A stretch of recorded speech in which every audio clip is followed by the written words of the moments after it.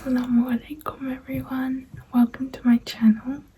So today we are going to be talking about boundaries and the importance of them. So I honestly, for a while, I didn't really know what to talk about, and so today it kind of came across me literally like maybe 2 minutes ago. I was going to talk about naseebs, but then I think that what's more important than that is boundaries, because that will be one of the fundamentals of relationships in general in your life. So with that, let's get started. I think let's first define what boundaries are. They are a value that you hold that you don't want to be broken, okay, that you don't want people to push around. There's something that you value and that you want people to respect and not try to change.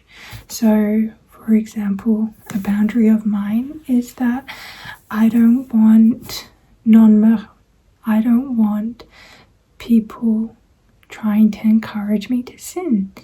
You know, like, that's not okay for me. I want you, like, respect my religion, right? That's a boundary for me.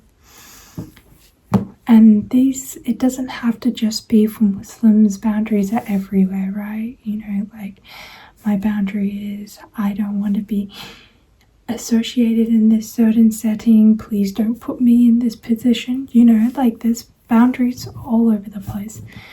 And the issue with people who can't set boundaries is that they are the ones that are taken advantage of the most, treated poorly and disrespected. And I think a lot of the time the people who aren't good with boundaries are one of the kindest people.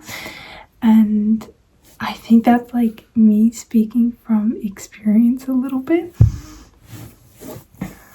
But yeah, anyways, let's get more into it.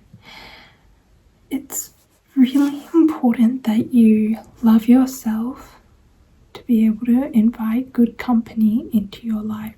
It's better to have no one in your life than to have people that are constantly putting you down and disrespecting you.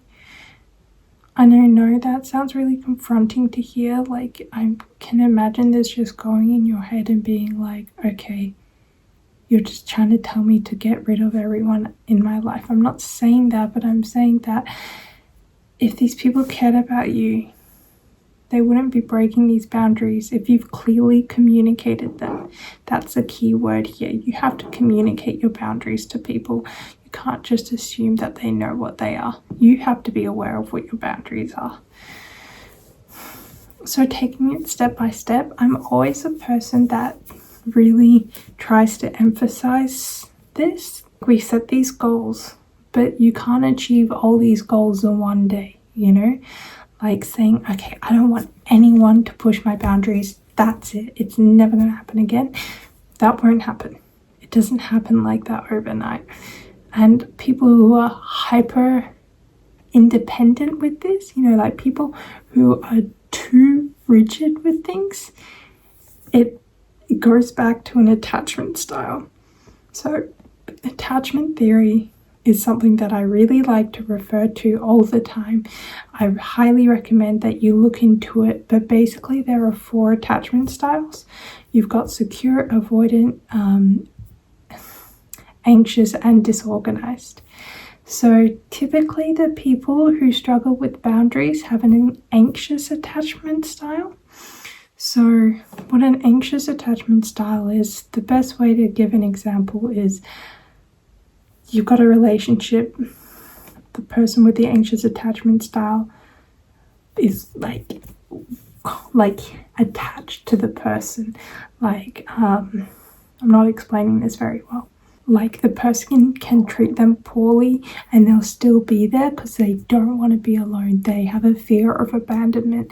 They don't want to be abandoned, so they take the abuse, they take the harsh comments, the poor treatment from a person because they just don't want to be lonely. And this is so dangerous to have this attachment style if you're looking for relationships, because it's how so many things unfold. It's how serious forms of abuse happen.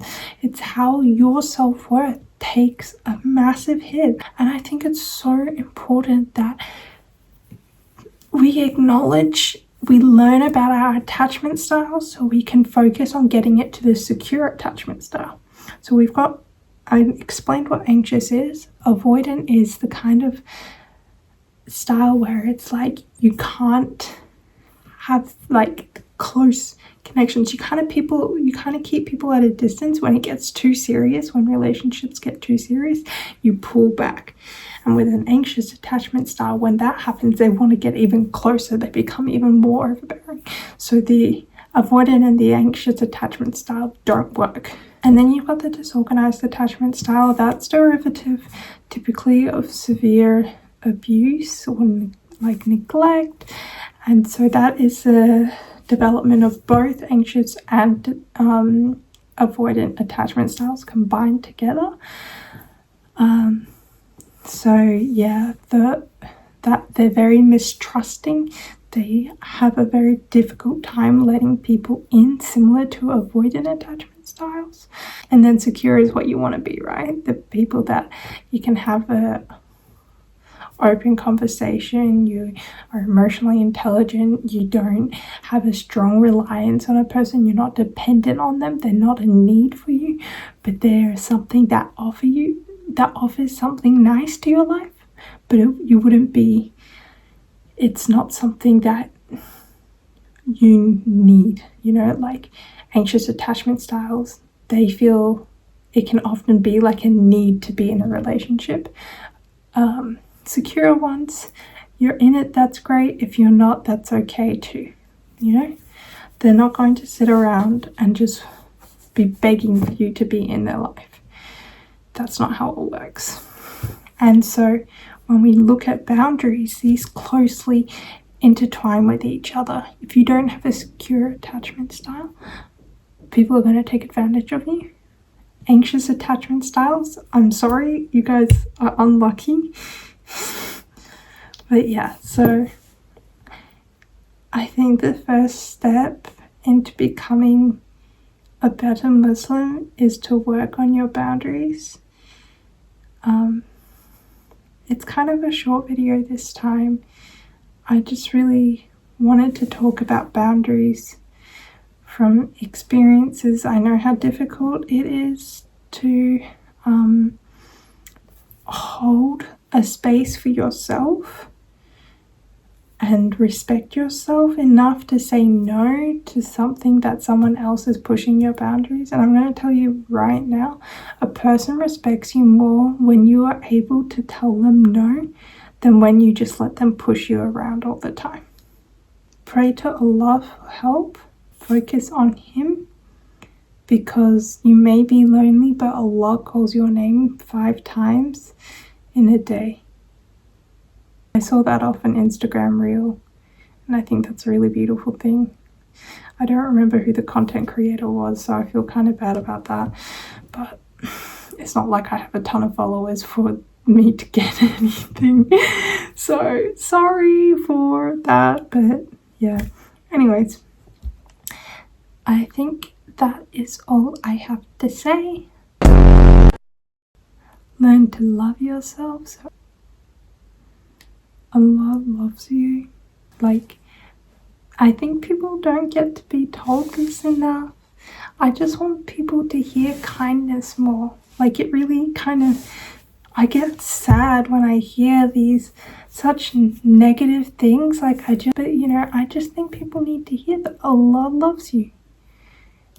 And when you hear that your Creator loves you, and they want to hear from you, and they're waiting for you, they're calling for you, that is the most beautiful motivation ever. Like, He is calling your name because He wants you to go to Jannah. He wants you to come into a beautiful paradise, He doesn't want you going to Jahannam. He's given you these blessings, and love is so temporary in this dunya. It really is. So don't worry about what other people think of you, because it's irrelevant. And yeah. Assalamualaikum everyone.